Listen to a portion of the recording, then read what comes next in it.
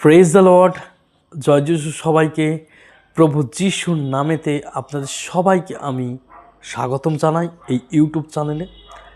অন্যান্য দিনের মতো আবারও আজকে আমি প্রভু যিশুর সেই জীবন্ত বাক্য নিয়ে আলোচনা করতে এসেছি। সবার আগে প্রভুকে ধন্যবাদ দিই। প্রভু আবারও একটা নতুন দিন, নতুন শ্বাস, নতুন জীবন দিয়েছে, নতুন দিন দেখিয়েছে। প্রভু আর একবার সুযোগ দিয়েছে তার এই জীবন্ত বাক্য নিয়ে আলোচনা করার জন্য, আমাদের হৃদয় নিয়ে চলার জন্য। প্রভুকে ধন্যবাদ দিই আপনাদের সবাইকে, যারা আমার এই চ্যানেলটিকে সাবস্ক্রাইব করে রেখেছেন, লাইক করেন, কমেন্ট করেন এবং প্রচুর পরিমাণে শেয়ার করেন। আপনাদের সবাইকে আমি ধন্যবাদ জানাই। ধন্যবাদ করি পিতা, পুত্র, পবিত্র আত্মাকে।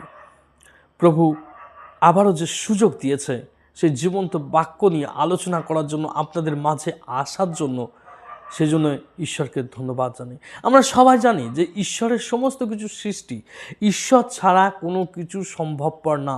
আজকে আমরা দেখি দিন, রাত্রি, চাঁদ, সূর্য, তারা, সমস্ত কিছু যা কিছু পৃথিবীতে দেখি, আমরা সবই কিন্তু তিনিই সৃষ্টি করেছেন এবং সবার শেষে মানব জাতিকে তিনি সৃষ্টি করেছেন। আমরা আদি পুস্তক পড়লে জানতে পাই।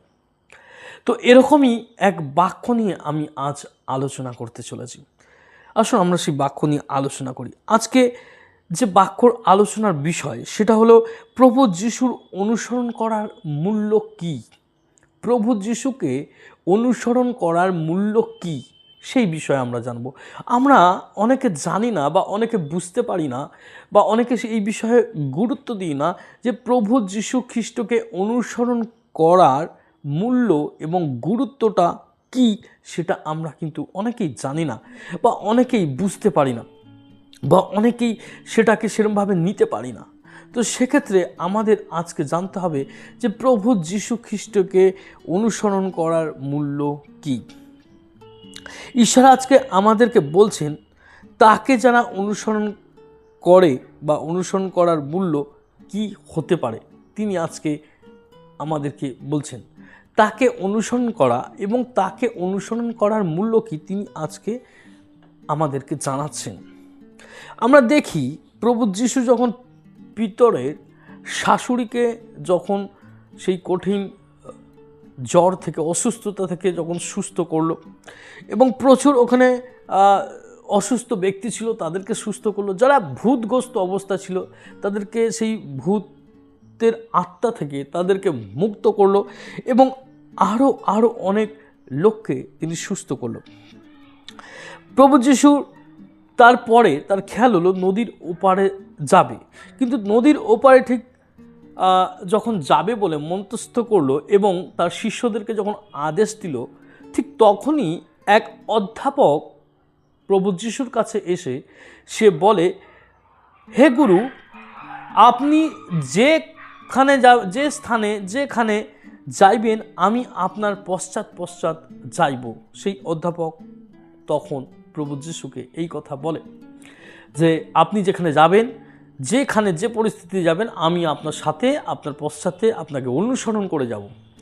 কিন্তু ঠিক তার এই উত্তরে প্রভু যিশু কি বলে আমরা দেখব। মথি তার 8 অধ্যায় 20 পদ, সেখানে প্রভু যিশু বলেন, শৃগালের গর্ত আছে এবং আকাশের পক্ষীগণের বাসা আছে, কিন্তু মনুষ্যপুত্রের মস্তক রাখিবার স্থান নাই। হালেলুয়া। কেন তিনি এই কথা বলেন সেই অধ্যাপককে? কেন সেই অধ্যাপকের কথার তিনি যে প্রশ্ন করেছিলেন যে আমি আপনার সাথে সাথে যাব, কেন প্রভু যিশু তাকে এই উত্তর দিয়েছিলেন, আজকে আমরা বিস্তারিত জানব। আজকে আমরা জানব এই বাক্যের অর্থ কী, এর কথা বলার কারণ কি। আমরা আজ আত্মিক দৃষ্টিভঙ্গি দিয়ে দেখব, আমাদের আত্মিক দৃষ্টিভঙ্গি দিয়ে দেখব যে এই অর্থ বলার কারণ কি। আমরা জানি যে প্রভু যিশু হলেন দেহ। ইফিসীয় তার 1 অধ্যায় 23 পদ অনুযায়ী প্রভু যিশু খ্রিস্ট হলেন দেহ। তাহলে মণ্ডলী যদি প্রভু যিশুর দেহ হয়, তাহলে তার মাথা রাখার জায়গা নেই কেন? কেন এ কথা বলছেন? তাহলে মণ্ডলী হচ্ছে প্রভু যিশু খ্রিস্ট দেহ, কিন্তু তার মাথা রাখার জায়গা নেই কেন প্রভু যিশু এই কথা বলছে? কারণ আজকাল আপনারা দেখে থাকবেন কিছু কিছু মণ্ডলী, সব মণ্ডলী না, কিছু কিছু মণ্ডলী ভণ্ডামিতে চলছে। ভণ্ডামিতে পরিণত হয়ে গেছে। তাদের কাজকর্ম এতটাই বিপক্ষ হয়ে গেছে, প্রভু যিশুর বিরুদ্ধাচরণ করছে। সেই জন্য তিনি বলছেন আমার মাথা রাখার জায়গা নেই। আমি সব মণ্ডলীর কথা বলবো না, কিছু মণ্ডলী আছে যারা সঠিক শিক্ষায় তার বাক্য অনুযায়ী চলছে, তারা কিছু মণ্ডলী আছে শুধু ভণ্ডামি করে বেড়াচ্ছে, ঈশ্বরের বিরুদ্ধাচরণ করছে, তাদের নিজের স্বার্থকে বুঝছে, তাদের নিজের ব্যবসা বাণিজ্যকে খুলে বসেছে, এরকম ধরনের কিছু আছে। সেই জন্য তিনি বলছে আমার মাথা রাখার জায়গা নেই। তখন সময় থেকে এখনকার সময় পর্যন্ত একই পরিণতি হয়ে এসছে। তখনকার সময়ও আর এখনকার সময় এই বাক্য অনুযায়ী একই অবস্থা। তিনি বলছেন আমার মাথা রাখার জায়গা নেই। সেই জন্য মথি 16 অধ্যায় 27 পদ তিনি বলেন যখন তিনি আসবেন প্রত্যেকের ক্রিয়া অনুযায়ী তিনি প্রতিফল দেবেন। আর সেই অনুযায়ী তিনি বলছেন যে তিনি যখন আসবেন প্রত্যেকের কার্য অনুযায়ী যারা যারা যে কর্ম করেছে সেই অনুযায়ী তাকে কিন্তু প্রতিফল দেবে। ঈশ্বরের সন্তান, আজকে কিন্তু আমাদের খুব মাথায় রাখতে হবে খুব, যে তিনি যখন আসবে আমি কি কর্ম করেছি সেই কর্ম অনুযায়ী তিনি কিন্তু আমাদের প্রতিফল দেবে, মথি 16-27 পদ অনুযায়ী। কিন্তু প্রভু যিশু আবার এটাও বলেছেন মথি 19 অধ্যায় 28 পদ, সেখানে বলছেন তোমরা যারা আমার পশ্চাৎগামী হইয়াছ, যারা আমার বাক্য অনুযায়ী চলছো এবং যেটা আমি তোমাদের করতে বলেছি সেই সব কাজকর্ম করছো, তাহলে তোমরা আমার সাথে সিংহাসনে বসবে আর ইসরায়েলের 12 বংশের বিচার করবে। হালেলুয়া। তিনি আবার এটাও বলেছেন যদি তোমরা আমার কথা মেনে চলো, আমার বাক্য অনুযায়ী চলো, আমি যেটা বলেছি সেই পথ অনুসরণ করো, তাহলে তুমি ইসরায়েলদের 12 বংশের তুমি কিন্তু বিচার করবে। হালেলুয়া। ঈশ্বরের সন্তানেরা, আজ আমরা হলাম তার মণ্ডলী। আমরা যারা প্রভু যিশুকে গ্রহণ করেছি আমরা হলাম তার মণ্ডলী।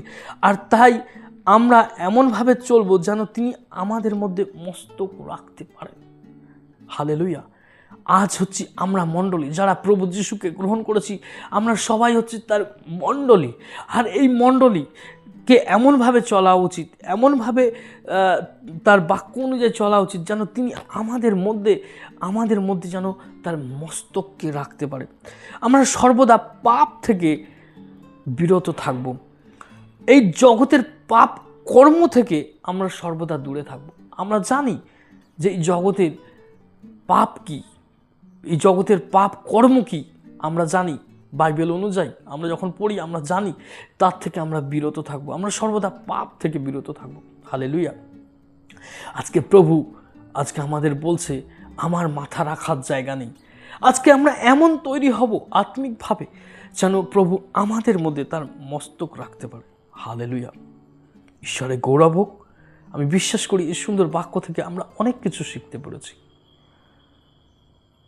ধন্যবাদ করি যারা এই ভিডিওকে শুনলেন, জানলেন। আর আমি আপনাদেরকে অনুরোধ করব প্রচুর পরিমাণে শেয়ার করবেন যাতে আরও ভাই বোনরা সচেতন হতে পারে, জানতে পারে, বুঝতে পারে আর ঈশ্বরের বাক্য অনুযায়ী চলতে পারে।